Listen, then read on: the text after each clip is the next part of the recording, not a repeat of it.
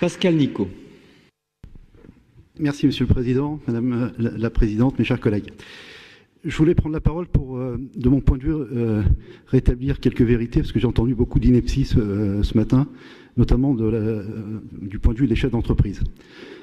Comme je vous l'ai dit hier, je suis moi-même chef d'entreprise, et pour moi, un chef d'entreprise qui décide d'ouvrir un emploi, alors que ce soit sous forme d'apprentissage ou sous forme d'emploi salarié ou de sous-traitance, il va s'attacher à regarder la valeur ajoutée qui est amenée par celui qui rejoint son entreprise. Et la valeur ajoutée d'un apprenti, c'est pas la même que la valeur ajoutée d'un salarié expérimenté.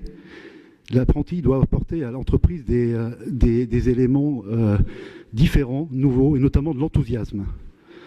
De l'enthousiasme parce que quand on est un jeune sans expérience professionnelle et parfois sans qualification, il faut au moins que quand il rejoigne l'entreprise, il montre son envie d'apprendre un métier, son envie de s'intéresser à la façon dont le chef d'entreprise a développé son activité et donc d'apporter son enthousiasme.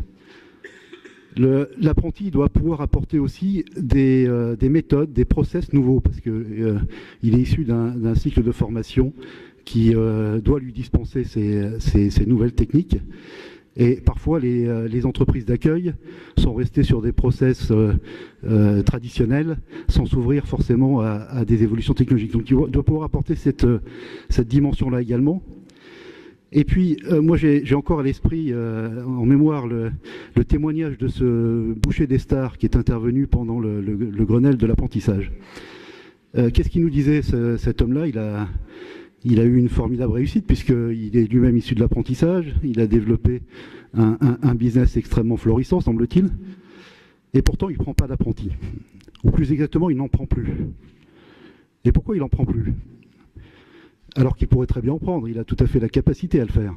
Il est dans un métier qui doit pouvoir accueillir des apprentis. Et pourtant, il ne le fait plus. Il ne le fait plus, il l'explique très bien en disant...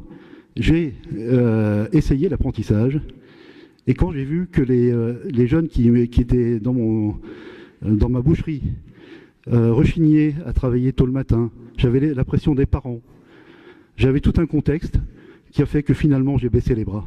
Et pourtant il est issu de l'apprentissage et pourtant il a réussi. Et lui quand il était apprenti, il allait à Rungis ou à Halle, je ne sais pas, le matin à 3h ou à 4h du matin et il n'y avait pas de problème. Aujourd'hui, on a voulu surprotéger la jeunesse en lui expliquant que son avenir serait plus radieux comme ça. Et en réalité, on l'a mis dans une situation inextricable. Alors il va falloir changer de mentalité si on veut vraiment développer l'apprentissage. Et moi, je ne connais pas beaucoup de chefs d'entreprise qui franchiront le pas, pour reprendre votre terminologie, de l'apprentissage parce qu'on leur donnera une prime de 1 000 €. Franchement, surtout pour des entreprises qui sont entre 11 et 250 salariés, c'est des entreprises qui ont déjà décollé. Je ne crois pas que la prime de 1 000 €, ça soit l'élément déclencheur. Alors bien sûr, c'est toujours bon à prendre. Tant mieux si ça décide quelques entreprises de franchir le pas, mais je crois que ça sera à la marge. Et donc n'en attendez pas des résultats extraordinaires. Je vous remercie.